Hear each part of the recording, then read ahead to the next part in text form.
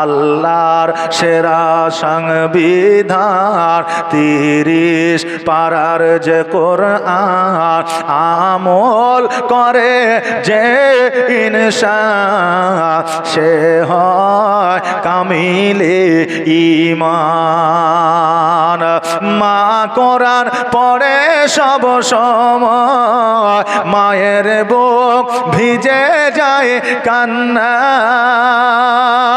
গর্ভেতে 10 মাসেতে চুপি চুপি কোরআন শুনে যায়। কি কোরআনের তাসির, কি কোরআনের তাসির মোর আব্দুল কাদের আর গর্ভেতে হাফেজ 19 পারা ঘুমিয়ে যারে লাল আমার কিছু নাই তোকে দেবার। এ ফতেমা, এ ফতেমা আজ বেগানা আর এক দানা নেই ঘরে খাবার ঘুমিয়ে যারে লাল আমার কিছু নাই তোকে দেবার। আয় আয় আকাশের চাঁদা এই নে চুমা দে ফেরে পা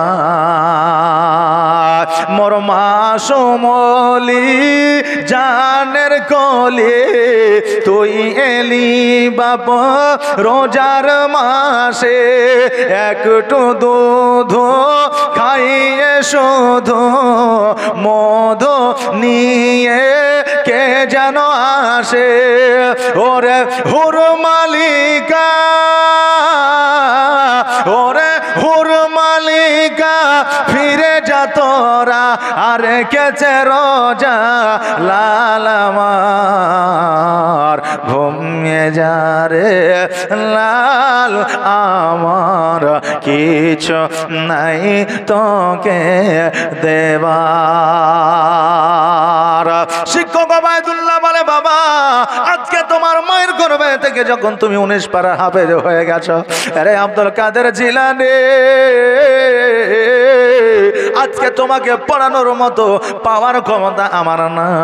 ওই আব্দুল কাদের জিলানী যাও যাও তোমার মায়ের কাছে চলে যাও। আমার বড় ভাই আব্দুল কাদের জিলানী রহমাতুল্লাহ আলাইহি আবার পুনরায় জিলানী শহরে মায়ের কাছে এসেছিলেন। 2 বছর পরে আবার মাদ্রাসাতে গিয়েছিলেন। আজকে আমার মা বোনেরা আজকে ওই উম্মুল খায়র মা ফাতেমা জীবনে কোনোদিন চালাকি করে না, জীবনে কোনোদিন মিথ্যা বলে না, জীবনে কোনোদিন পর পুরুষকে চেহারা দেখায় না। আজকে আমার মা বোনেরা আজকে পরের কাছে চালাক তো দূরের কথা, যে স্বামীর সঙ্গে ওমর বড় বৃদ্ধ বয়স পর্যন্ত সংসার করবে সেই স্বামীর সঙ্গে তারা চালাকি করে। আজকে আমার দয়ার নবী মায়ের নবী বলেছে এ উম্মতিরা আজকে তোমরা জীবনে কোনোদিন তোমার স্বামীর সঙ্গে চালাকি করিও না, কারণ তোমার স্বামীর সঙ্গে যদি একটা সেকেন্ড চালাকি করো সারা জীবন ইবাদত করবে কপালে ঘটা ফেলায় দিবে। ওই একটা সেকেন্ড চালাকির জন্য আল্লাহর দরবারে তোমার কোনো ইবাদত কবুল হবে না। জোরে বলুন সুবহানাল্লাহ। আর আজকে যে মায়েদের মধ্যে চালাকি ছিল না আজকে লক্ষ্মী ভান্ডারের টাকা পায়া চালাকি তাদের মধ্যেও চালু হয়েছে। কথা বলছেন না?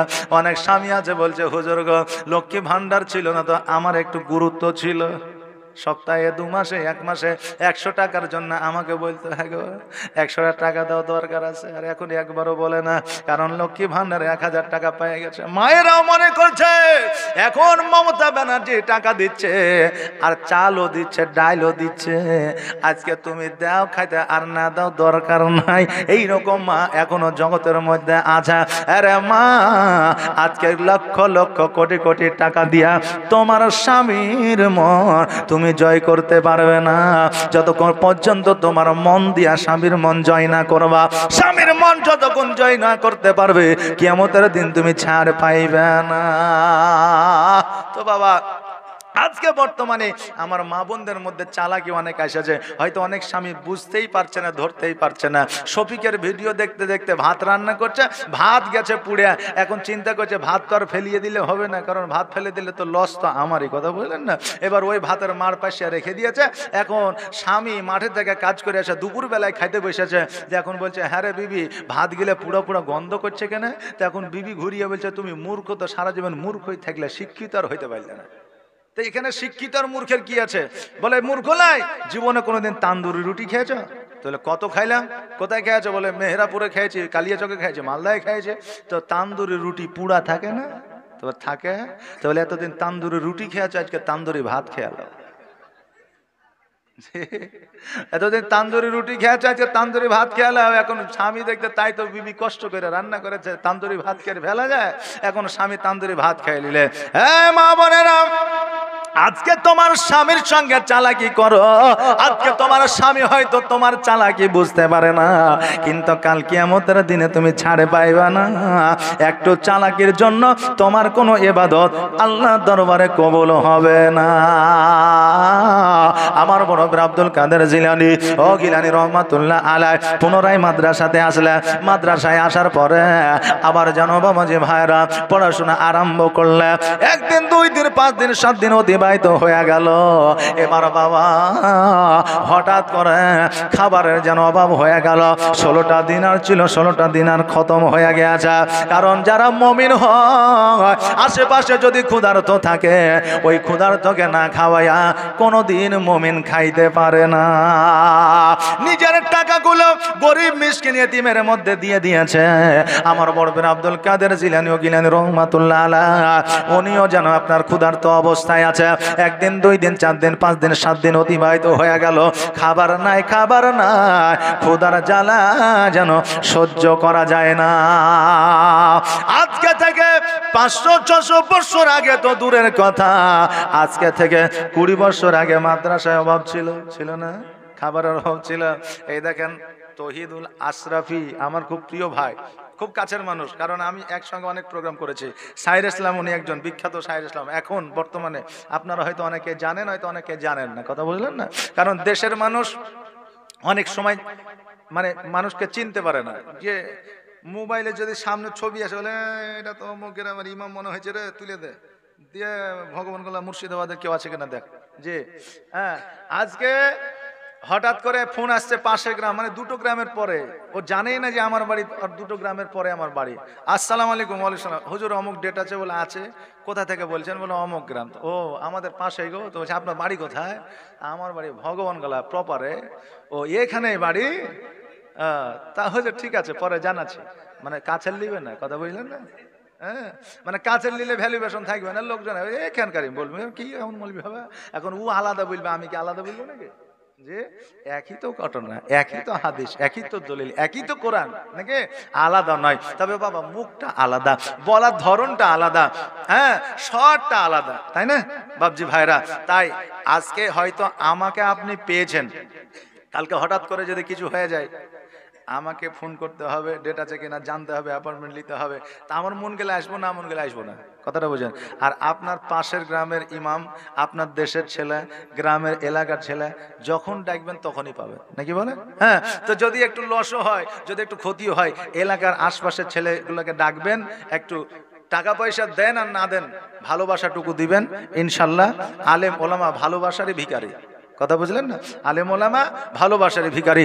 আমরা যেন সহি এবং সঠিকভাবে চলতে পারি, সকলে বলেন আমিন। একবার আওয়াজ দিয়ে বলেন না আমিন। এই আমার বাবাজি ভাইরা, আজকে থেকে 20 বছর আগে মাদ্রাসাতে অভাব ছিল, 2 বেলা খাবার পাইতাম। এখন মাদ্রাসাতে খাবারের অভাব নাই। আগে আপনার মাদ্রাসাতে সব চাইতে অভাবী সন্তানেরা যাইতো, সবচাইতে গরিব, যার বাপ ভ্যান চালাইতো, যার বাপ আপনার হ্যান্ডিক্যাপ ছিল, যার বাপ কানা ছিল, কর্ম করতে পারতো না, যার বাপ ভিক্ষা করতো, টাকা পয়সা বালা কোটিপতি ঘরের ছেলে মাদ্রাসায় যায় না। আর এখন বর্তমানে কোনো ভেদাভেদ নাই, ধনীর বেটাও যায়, গরিবের বেটাও যায়, রাজমিস্ত্রির বেটাও যায়, ঠিকাদারের বেটাও যায়। কারণ এখন মানুষ বুঝতে শিখেছে ফকির কিন্তু আলেমরাও নয়, এর এই পথে একটা রোজগার আছে, কথা বুঝলেন না? আগে 20 টাকা 30 টাকা বেতন ছিল, মৌলবীর সংসার চলতো না, এই জন্য মৌলবীর সঙ্গে কুটুম তালিত দূরের কথা, মেয়ে দিয়েও মৌলবীর সঙ্গে বিবাহ দিত না। কথা বুঝলেন না? আলেম ওলামার সঙ্গে বিয়ে দিতে চাইতো না, কারণ অভাব ছিল। এখন আপনার রোজগার উপার্জন করতে শিখেছে, এই জন্য সন্তানকে মাদ্রাসায় দিচ্ছে। বাবা খারাপ মনে করিয়েন না, এমন একটা শিক্ষা আপনার সন্তানকে দেন, এই পৃথিবীতেও মঙ্গল হবে, পরের পৃথিবীতেও মঙ্গল হবে। এই শিক্ষায় সুশিক্ষায় শিক্ষিত করেন। বেরাদার আমার বড় পীর আব্দুল কাদের জিলানী রহমাতুল্লাহ আলাইহি এত ক্ষুধার্ত খিদার জ্বালা যেন সহ্য করতে পারে না। এবার মাদ্রাসা থেকে বাইর হইয়া বন জঙ্গলের দিকে চলতে আরম্ভ করলে, বন জঙ্গলের দিকে যাইয়া গাছের লতা পাতা খাইয়া নিজের খিদা নিবারণ করলেন। জোরে বলেন সুবহানাল্লাহ।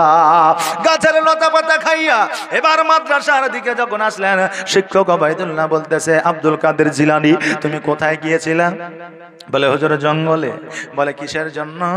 বলে হুজুর খিদার জ্বালা সহ্য করতে পারি না, এই জন্য জঙ্গলে গিয়েছিলাম। বলে তুমি কি লতা পাতা খেয়েছো? বলে হ্যাঁ। বলে আপনি কি করে জানলেন? বলে যে লতা পাতা তুমি খেয়েছো, তোমার মুখের মধ্যে ওই লতা পাতার রস লেগে আছে, এখনো পর্যন্ত মিটাইনি। জোরে বলেন সুবহানাল্লাহ। শিক্ষক ওবাইদুল্লাহ বলে, আব্দুল কাদের জিলানী তোমাকে এত খিদা লেগেছে, তুমি একবার আমাকে বলতে পারতে, আমি না হয় একটা রুটির ব্যবস্থা করে দিতাম।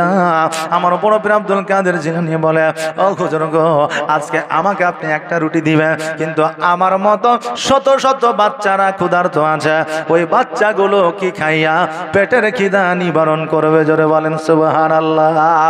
আজকে শুধু আমার ভাবে, কিন্তু যারা মুমিন হয় তারা শুধু আমার ভাবে না, সারা জাহানের জন্য ভাবে। জোরে বলেন সুবহানাল্লাহ।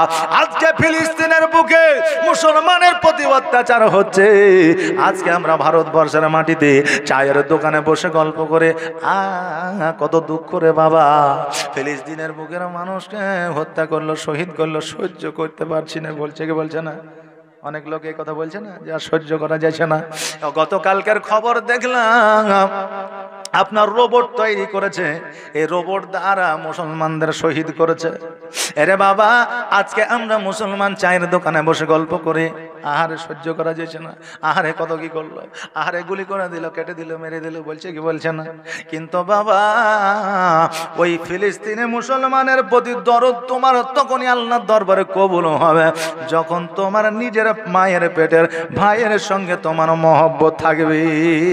যেই লোকটা চায়ের দোকানে গল্প করছে ফিলিস্তিনের মুসলমানের করুণ অবস্থা সহ্য করা যাচ্ছে না, ওই লোকটার নিজের মায়ের পেটের ভাইয়ের সঙ্গে মেল নাই।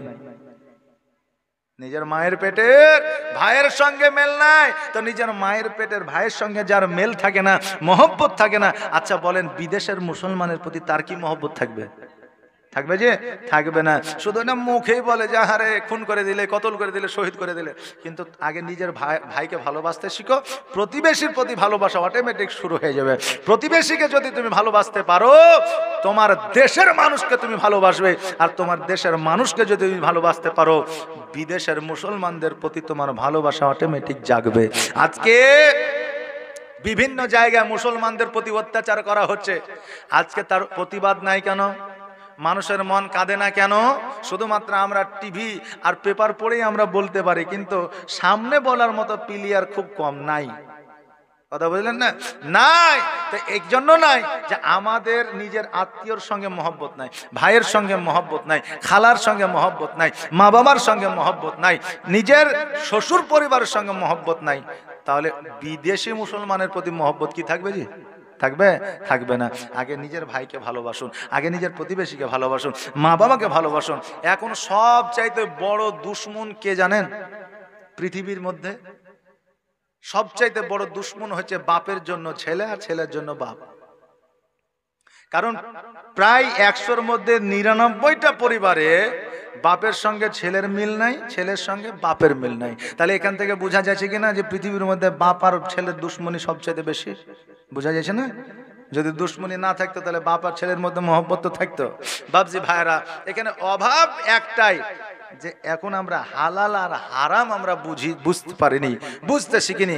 হালালও খাচ্ছি, হারামও খাচ্ছি। এই জন্য আমাদের ইমান দুর্বল, আর ইমান দুর্বলতার কারণে আমরা একে অপরকে বিশ্বাস করতে পারি না। আর যখনই বিশ্বাস আমরা একে অপরকে করতে পারি না, তখনই আমাদের মধ্যে অশান্তির সৃষ্টি হয়, একটা দুশ্মনের সৃষ্টি হয়। অতএব আগে আমরা ইমানের খেয়াল রাখবো, হালালের খেয়াল রাখবো, নামাজের প্রতি খেয়াল রাখবো, রোজার প্রতি খেয়াল রাখবো। দেখবেন সন্তান আর বাপের মধ্যে কোনো রকমের দুশ্মনী বিভেদ সৃষ্টি হবে না। বাপজি, ভাইরা, আমার মায়েরা, তাই বেরাদার, আজকে আমাদের জীবনের পরিবর্তন ঘটাতে হবে, তবেই আমাদের অপর মুসলমানের প্রতি মহব্বত আসবে। আমার বড় পীর আব্দুল কাদের জিলানী বলে, হুজুর, আজকে আমার দ্বারা হয়তো ক্ষুধা নিবারণ হয়ে যাবে, কিন্তু আমার বাচ্চা, আমার মতো কত বাচ্চা আছে, তাদের তো খিদা আছে। আজকে তাদের খিদা নিবারণ কেমন করে হবে? ওবায়দুল্লাহ বলে, তা জানি না, তবে আজকে এশার নামাজের পরে আমার বাড়িতে তুমি চলে আসো, আর আমার বাড়িতে আসার পরে আজকে তোমার জন্য কিছু রুটির ব্যবস্থা করব, রুটিটা তুমি খেয়ে যাবে। বলে, ঠিক আছে হুজুর। এবার এশার নামাজের পরে রুটি দুইটা তৈরি করে এবার যেন বাবা ডাকতেছে, ওবায়দুল্লাহ বড় পীর আব্দুল কাদের জিলানীর দিকে লক্ষ্য করতেছে, কিন্তু আমার বড় পীর আব্দুল কাদের জিলানী আসে না। মধ্যরাত্রিতে যখন এসেছে, আসার পরে দরওয়াজায় আওয়াজ দিয়েছে, আসসালামু আলাইকুম ইয়া আহলাল বাইত। যেমন দরওয়াজাটা খুলেছে, দেখছে যেন শুধু আব্দুল কাদের জিলানী নয়, তার সঙ্গে যত ছাত্র ছিল সবাই যেন হাজির হয়েছে। শিক্ষক ওবায়দুল্লাহ বলতেছে, আব্দুল কাদের জিলানী, এটা তুমি কি করেছ? মাত্র দুইটা জবের রুটি আছে, তিনটা জবের রুটি আছে, আজকে এতগুলো ছাত্রকে কেমন করে খাওয়াবো? মান ইজ্জতের ব্যাপার। আব্দুল কাদের জিলানী বলে, হুজুর গো, আপনি চিন্তা করিয়েন না, টেনশন করিয়েন না, আমি আব্দুল কাদের জিলানী আছি, আমি ঠিক ব্যবস্থা করব। আপনার ওই তিনটা জবের আটা রুটির উপরে আপনার একটা চাদর চাপায়া দিলেন, আর ওই চাদর চাপায়া দেওয়ার পরে একটা একটা রুটি বের করে সকল ছাত্রদের দেয়। 100 ছাত্র খাবার পেট পূরণ করে খাবার পরেও ওই তিনখানা রুটি চাদর হটায় দেখে রয়ে যায়। জোরে বলেন সুবহানাল্লাহ। আল্লাহর ওলির পাওয়ার যদি এত হয়, আমার নবীর পাওয়ার কত ছিল? যেই নবী জাবিরের বাড়িতে থুতুর বরকতে খাবারে বরকত দিয়েছে, আজকে আমার বড় পীর আব্দুল কাদের জিলানী উনিও যেন আপনার চাদর দিয়ে ঢাকিয়া খাবারে যেন বরকত দিয়েছে। কেন হবে না? হবে না, কারণ আমার বড় পীর আব্দুল কাদের জিলানী তো আর অন্য কেউ ছিল না, উনিও ছিলেন আমার নবীজির আওলাদ। জোরে বলেন সুবহানাল্লাহ। আর প্রেমের খেলা খেলছো দয়াল রে দয়াল, তোর খেলা চমৎকার,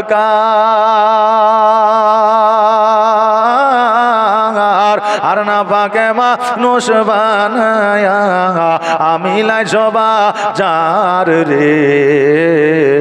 প্রেমের খেলা খেলছো দয়াল রে, তুমি কাউকে দিলা 10টা সন্তান, জায়গা জমি না, আবার কাউকে দিলা কোটি টাকা, একটাও সন্তান নাই। তুমি কাউকে 10টা সন্তান দিয়েছো, কিন্তু বাড়ি ঘর করার মতো জায়গা নাই। আবার কাউকে কোটি কোটি টাকা দিয়েছো, কিন্তু একটাও সন্তান তুমি দাও না। এই জন্য বলছে, তুমি কাউকে দিলা 10টা সন্তান, জায়গা জমি না, আবার কাউকে দিলা কোটি টাকা, একটাও সন্তান নাই। আবার মরার পরে কাঁধে করে কবরে নামাবে কে তারে রে। প্রেমের খেলা খেলছো দয়াল রে দয়াল, তোর খেলা চমৎকার,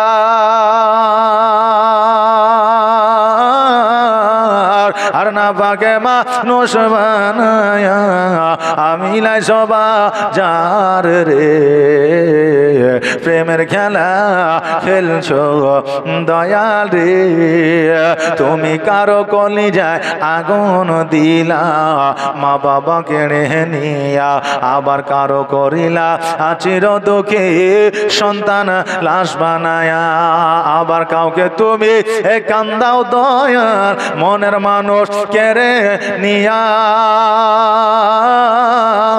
আবার কাউকে অল্প বয়সে রাখলে তুমি আবিধ বাবা নাই রে প্রেমের খেলা খেলেছো দয়াল রে দয়াল তোর খেলা চমৎকার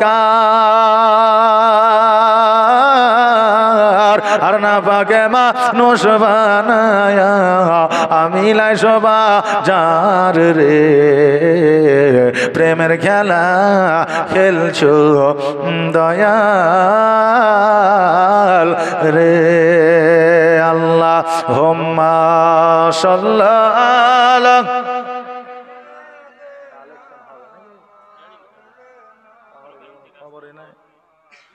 ওয়ালা আলে সাইয়্যিদিনা মুহাম্মদ সাল্লাল্লাহু আলা মুহাম্মাদিন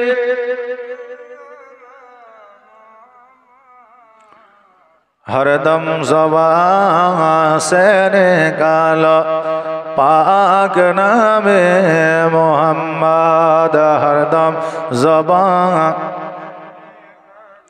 शफियाना मोहम्मद अल्लाह हुम्मा जोरे जोरे अल्लाह हुम्मा सल्लल्लाहु अलैहि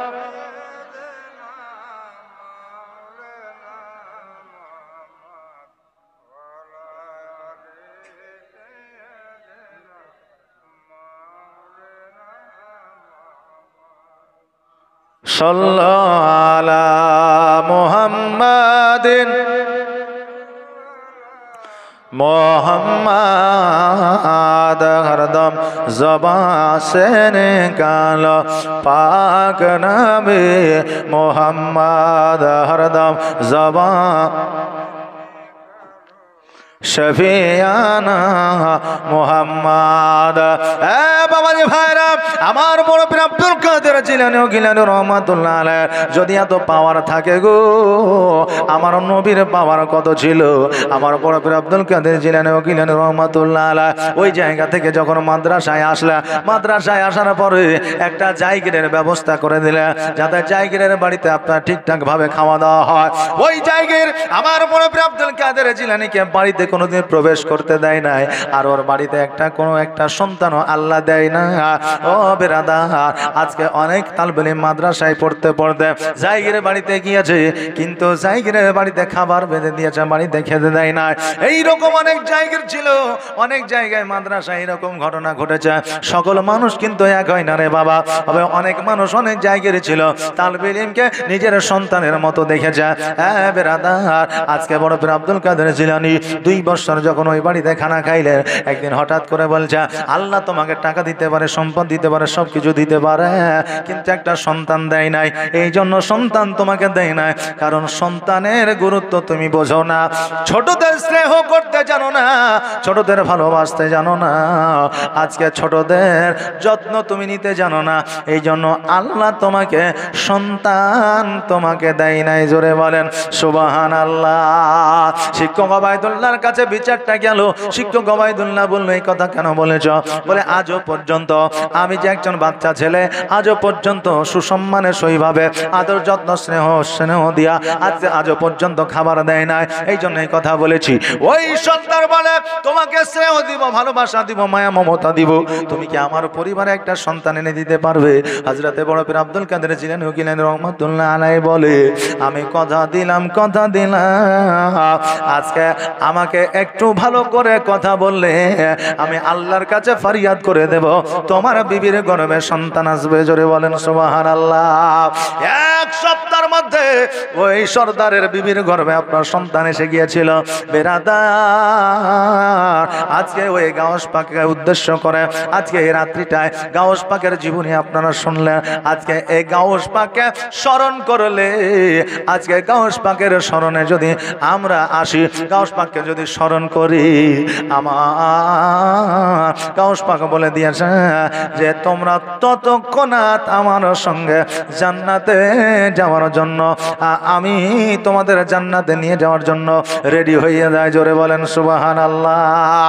আজকে ওই গাউস পাককে স্মরণ করে আজকে এই রাত্রিটা আমরা প্যান্ডেল সাজিয়েছি, কত না খরচ করেছি। আজকে বলবো বাবারে, আজকে এই খরচের একটা মাইকের একটা খরচ আছে, প্যান্ডেলের একটা খরচ আছে, লাইটের একটা খরচ আছে। তাই আপনার যুবকদের মধ্য থেকে কোনো আওয়াজ আসে নাই, আমার মধ্য থেকে বলতেছি, আমি 5টা ভাইয়ের কাছে 500 টাকা করে টাকা আর আমার 5টা মায়ের কাছে 500 টাকা করে টাকা আমি নিতে চাই। 5টা মা আমার 500 টাকা আর 5টা বাপজি আমার 500 টাকা করে, 100 টাকা করে নাই, 500 টাকা করে, 500 টাকা একটু ঝটঝট করে তাড়াতাড়ি করে দেবেন। আর জীবনীটা আমি একটু আগিয়ে নিয়ে যাব। অনেক জীবনী আপনার পড়ে আছে গাউস পাকের। সুবহানাল্লাহ, জাযাকাল্লাহ। জি, কি নাম? আনোয়ার হোসেন। সুবহানাল্লাহ, নারে তাকবীর, নারে রিসালাত। আনোয়ার হোসেন সাহেব 550 টাকা দান করেছে আব্বাজানের নামে। যে আশায় যে নিয়াতে করেছে দান, দানকে কবুল করো রহমান। আসেন একটু দোয়া করি। আল্লাহুম্মা আমিন। রব্বানা আতিনা ফিদ দুনিয়া হাসানাতাও ওয়া ফিল আখিরাতি হাসানাতাও ওয়া কিনা আযাবান্নার। আল্লাহ গো, তোমার একজন বান্দা তার আব্বাজানের নামে 550 টাকা দান করেছে। যে আশায় যে নিয়াতে দান করেছে তার দানকে কবুল করে নাও মাওলা। তার বাবার জীবনের গুনাহ খাতাগুলোকে maaf করে দাও আল্লাহ। তার বাবার কবরে তুমি জান্নাতের বিছানা বিছিয়ে দাও। ও সাল্লাল্লাহু তাআলা আলা খায়রি খালকি মুহাম্মাদি ওয়া আলিহি ওয়া সাহবিহি আজমাইন বিরহমাতিকা ইয়া আরহামার রাহিমিন। আমিন সুম্মা আমিন। বাহাক লা ইলাহা ইল্লাল্লাহু মুহাম্মাদুর রাসূলুল্লাহ। আর আমার মদিনায় নিবানি দয়ার নবীজি, আমার মদিনায় নিবানি। মদিনা আমরা সকলে যেতে চাই কি চাই না? জি, মদিনা আমরা সকলে যেতে চাই। আল্লাহ যেন একবারের জন্য আমাদের সকলকে মদিনা দেখার তৌফিক ইনায়াত করে। সকলে বলেন আমিন। আর আমার মদিনায় নিবানি দয়ার নবীজি, আমার মদিনায় নিবানি নবী, আমার মদিনায় নিবানি নবীজি। আমার পাগল বানায়া আছো মদিনায় লুকায়া, আমার পাগল বানায়া আছো মদিনায় লুকায়া। অন্তরে দে মদিনার পুরানি নবী, অন্তরে দে মদিনার পুরানি দয়ার নবীজি, আমার মদিনায় নিবানি। তুমি আমার মদিনায় নিবানি দয়ার নবীজি, আমার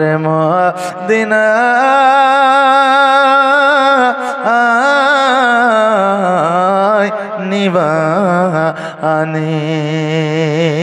বাপজি হবে একদিন তোমায় ভুলে যেও না, হবে মাটির বিছানা গো তোমার আসল ঠিকানা। এ গাড়ি বাড়ি টাকা করি কিছুই রবে না, হবে মাটির বিছানা গো তোমার আসল ঠিকানা। আজরাইল ফারিস্তা যেদিন হাজির হবে এসে, আর ছল চাতুরি যতই কর জানবে রবে শেষে। আজরাইল ফারিস্তা যেদিন হাজির হবে এসে, আর ছল চাতুরি যতই কর জানবে রবে শেষে। আর চলবে না সেই দিন তোমার, চলবে না সেই দিন তোমার কোনো বাহানা গো, তুমি ভুলে যেও না, হবে মাটির বিছানা গো তোমার আসল ঠিকানা। খালি হাতে এসেছো তুমি, যাবে খালি হাতে। আর শুধু একটা সাদা কাপড় যাবে তোমার সাথে। আর আমল ছাড়া তোমার সাথে, আমল ছাড়া তোমার সাথে কিছুই যাবে না গো, তুমি ভুলে যেও না। হবে মাটির বিছানা গো তোমার আসল ঠিকানা। কাঁদবে পিতা, কাঁদবে মাতা, কাঁদবে রে ভাই বোন, আর এসে পাশে বসে কাঁদবে আত্মীয় স্বজন। কাঁদবে পিতা, কাঁদবে মাতা, কাঁদবে রে ভাই বোন, আর এসে পাশে বসে কাঁদবে আত্মীয় স্বজন। আর করবে দোয়া খোদার কাছে, করবে দোয়া খোদার কাছে, মুমিন মুমিনা গো তুমি ভুলে যেও না। হবে মাটির বিছানা গো তোমার আসল ঠিকানা।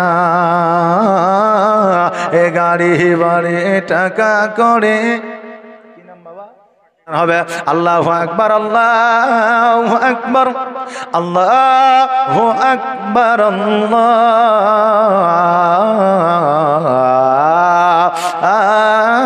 আল্লাহু আকবার। আশহাদু আল্লা ইলাহা ইল্লাল্লাহ,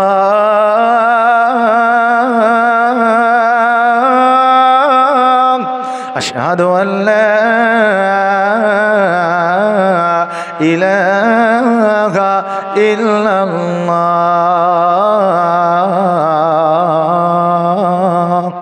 এখন আজান গোটাই দেওয়া যাবে না, মানে পুরোপুরি আজান দেওয়া যাবে না। অনেক মুসল্লি ঘুমিয়ে গেছে, এখন হয়তো উঠে উজু করতে লাগবে, উজু করতে লাগবে। আর 2 রাকাত হয়তো নামাজ পড়ে এলে চিন্তা করবে কি ব্যাপার রে, এখনো পর্যন্ত সকালে হয় না। সকাল বলবে আচ্ছা মৌলবি নিয়ে এসেছিলি রে, ভোর রাত 12টার সময় আজান দিয়ে দিয়েছে।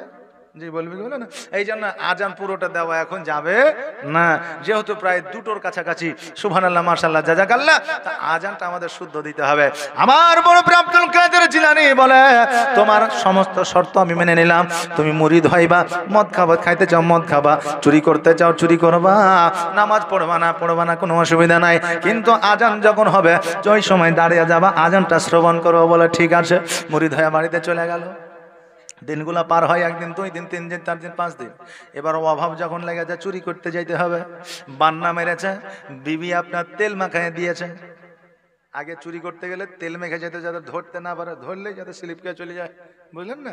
তা আপনার তেল বিবি মাখিয়ে দিয়েছে। দেখবেন বাবা রে, আজকে অনেক বিবি বলে স্বামী আমার সুদ খায়, আমি জানি না। এটা মিথ্যা কথা। কারণ একজন স্বামীকে বিবির চাইতে পৃথিবীর আর কেউ চেনে না। এই জন্য আমার নবী বলেছেন, বিবির কাছে যে স্বামী ভালো সে সবার কাছে ভালো। কারণ বিবির কাছে স্বামী অতি সহজে ভালো হয় না। কারণ হইল বাবা, বর্তমানে মানুষকে যতই যা কিছু দেন না কেন খুশি করতে পারবেন না।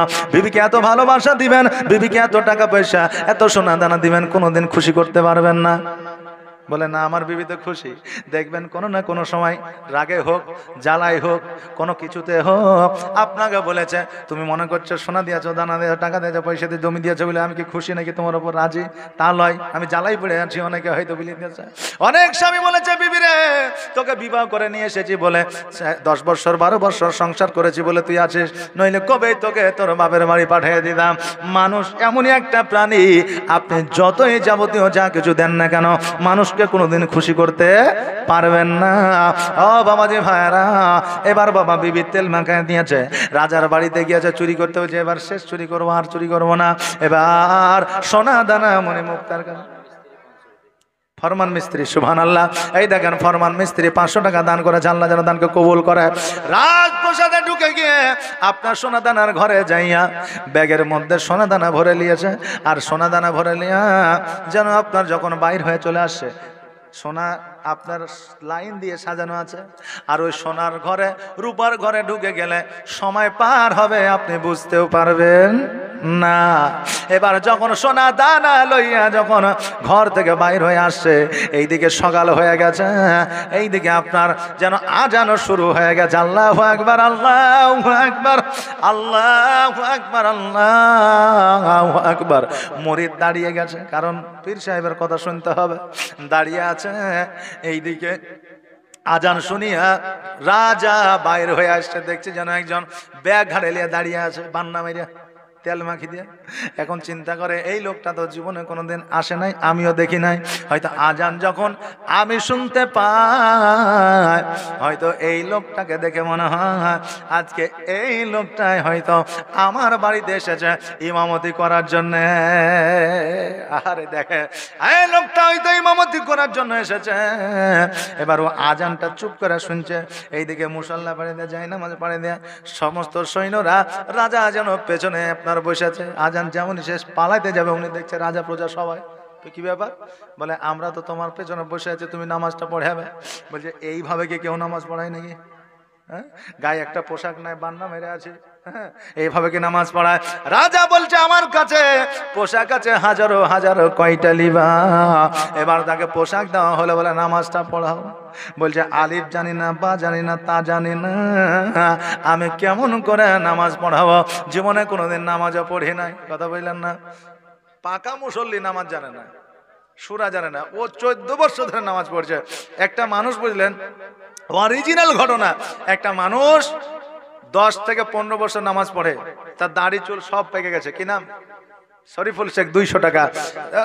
একদিন ইমাম আসেনি, বুঝলেন, 4 জন আসে, তো নামাজকে পড়াবে, তো মুরব্বীকে বলছে তাহলে আপনি যান। তো বলছে আমাকে পাঠাইস না, আপনি যান, আপনি তো মেলায় কিছু জানেন। মানে ওই এমন আইটেম নিয়েছে লোকের কাছে, ও খুব বেশি জানে, তা আপনি যান। না না আমি যাও না, তুই যা। তো বলছে যে না, আপনি মুরব্বী মানুষ, এতদিন ধরে নামাজ পড়ছেন, এক এক তো নামাজ কাজা নেই, আপনি যান। এখন ও যাবে না, ওকে ঠেলে ছেঁচড়ে হিজড়ে কিন্তু পাঠিয়ে দেওয়া হয়েছে। মাগরিবের নামাজ, এবার মাগরিবের নামাজে বুঝলেন সূরা ফাতিহা পড়ে প্রথম রাকাতে কুল আউযু বিরব্বিন নাস। কথা বুঝতে পারলেন না? প্রথম রাকাতে কুল আউযু বিরব্বিন নাস। এবার দ্বিতীয় রাকাতে ও চিন্তা ভাবনা করছে, যে সেজদায় যাওয়ার পর চিন্তা ভাবনা করছে দ্বিতীয় রাকাতে কি পড়বো, মানে দ্বিতীয় রাকাতে কি পড়বো, সূরা তো আর নাই। ও বাস উঠে কিন্তু পালিয়ে এসেছে। এখন মুসল্লিরা চিন্তা করছে সেজদা থেকে মাথা উঠাই না কেন, এতক্ষণ সেজদা। একজনের লোক করে তাকিয়ে দেখছে যে ইমামই নাই, ইমামই নাই, পালিয়েছে। উঠে দেখছে আসলই নাই, নিজে নিজে পড়ে। এবার বুঝলেন মসজিদ থেকে বাড়ি হয়েছে, তো ওই লোকটা আবার ব্যাগ নিয়ে তরকারি কিনছে, মানে সবজি কিনছে। হ্যাঁ গো চাচা, তুমি ওয়াকে না করলে? চুপ চুপ চুপ চুপ, ও কথা বলিস না। ওয়াকে না করলে? তো তোকে বলছি যে আমি নামাজ পড়াতে পারবো না, তোরা ঠেলে কেন আমাকে পাঠালি? কথা বুঝতে পারলেন না? তো এইরকম মুসল্লি আছে, বুঝলেন, যে কিছুই জানে না, কিন্তু মনে এমন আইটেম লাই যে আমি অনেক কিছুই জানি। ওরা ইমামের সঙ্গেও পাঙ্গালি এলে, জানেন? হ্যাঁ, আপনি কি জানেন, আপনার চাইতে কম জানি নাকি? আরে ও 12 বছর ধরে, আপনার কি বলবো, 12 বছর ধরে ও মাদ্রাসায় থাকলো, আর মৌলবীর মার খেয়ে খেয়ে হ্যাঁ কোরআন শরীফ মুখস্থ করলো। ও এত কিছু জানতে পারলো না, ও সারা জীবন আপনার বাড়িতে বসে থাকে, ও নাকি ইমামের চাইতে বেশি জানে। আচ্ছা, এগুলোকে সহ্য করার মতো কথা যে? হ্যাঁ, সুবহানাল্লাহ, জাযাকাল্লাহ। আল্লাহ সকলকে হেদায়েত করো, সকলে বলে আমিন সুম্মা আমিন। এই ডাকাত বলে আমি তো আলিফ জানি না, বা জানি না, কিছুই জানি না, নামাজ কেমন করে পড়াবো? চোখটা বন্ধ করে থরথর করে ভয় কাঁপে। আমি যদি নামাজ পড়াইতে না পারি, আজকে হয়তো রাজা আমাকে শাস্তি দিয়ে দিবে, আমার ফাঁসি দেবে, আমার গর্দান যাবে, জেল হয়ে যাবে। চোখটা বন্ধ করে কাঁপতেছে, হঠাৎ করে চোখ বন্ধ করে আছে, হঠাৎ করে আমার বড় পীর আব্দুল কাদের জিলানী গাউস পাক যেন সম্মুখে এসেছে। আসার পরে বলো ভয় করিস না, ভয় করিস না, আমি বড় পীর আব্দুল কাদের জিলানী, তোর মাথায় একটা ফু দিয়ে দিলাম। শুধু 4টা সূরা নয়, 10টা সূরা নয়, 30টা পারা তোর মুখস্থ হয়ে যাবে। জোরে বলেন সুবহানাল্লাহ। আমার বড় পীর আব্দুল কাদের জিলানী ফুকের দৌলতে আজকে ওই ঢাকা 30 পারার আপনার হাফেজ হইয়া যাইয়া, ওই আপনারা যার কাছে আপনার নামাজ পড়ায় দিল, আর নামাজ পড়ায় দেওয়ার পরে আজকে ওই যত স্বর্ণগুলো চুরি করেছিল, সমস্ত স্বর্ণগুলো রাজা তাকে উপহার দিয়ে দিল, আর তার জীবনটা ধন্য হয়ে গেল। সে বড় পীর আব্দুল কাদের জিলানীর কাছে আসিয়া বলল, হুজুর গো, আমি জীবনে কোনোদিন ড্রিঙ্ক করবো না, নেশা করবো না, মদ্যপান করবো না, নামাজ ছাড়বো না, রোজা ছাড়বো না, আমি সব কিছু আমি খারাপ কাজ থেকে বঞ্চিত হয়ে গেলাম। আমার মন মা যাইয়া রে দিল মা যাইয়া রে মুর্শিদ নিজে এর দেশে যায়। জোরে বলেন সুবহানাল্লাহ। কি নাম বাবা? মোহাম্মদ সাহার শেখ। এই দেখেন 1000 টাকা দাদা, জোরে বলি জিন্দাবাদ। যে আশায় যে নিয়াতে করেছে দান, দানকে কবুল করো ও গো রহমান। ও মুর্শিদ একে আমার ভাঙানা, তার উপরে তুফান বাও, ঝলকে ঝলকে উঠে পানি রে। আগের নাও হারি রে কাঞ্জা বাঁশের বেড়া রে, বাজার লুটায়া নিল চোরে রে। আমার মন যাইয়া রে দিল মা যাইয়া রে মুর্শিদ নিজে এর দেশে যায়। ও মুর্শিদ সবার আছে জায়গা জমি, ধন দৌলত নাহি তুমি, আমার মনে আছো শুধু তুমি রে। জীবনে মরণে ঠাই দিও মুর্শিদ চরণে, তুমি বিনে যেন মরি রে। আমার মন মা যাইয়া রে দিল মা যাইয়া রে মুর্শিদ নিজে এর দেশে যায়। আমরা আহলে সুন্নাত ওয়াল জামাতের মানুষ ওলিদের প্রতি মহব্বত রাখিয়া, ওলিদের প্রতি বিশ্বাস রাখিয়া যেন এই জগৎ ছেড়ে পরজগৎ গমন করতে পারি। সকলে বলেন আমিন। আমরা ওলিদের প্রতি মহব্বত রেখে যেন ইহজগৎ ছেড়ে পরজগৎ গমন করতে পারি। আল্লাহ যেন সেই তৌফিক দান করে। সকলে বলেন আমিন। সুবহানাল্লাহ, মাশাআল্লাহ, জাযাকাল্লাহ। আমি বাপজি ভাই এবং বোনেদের বলবো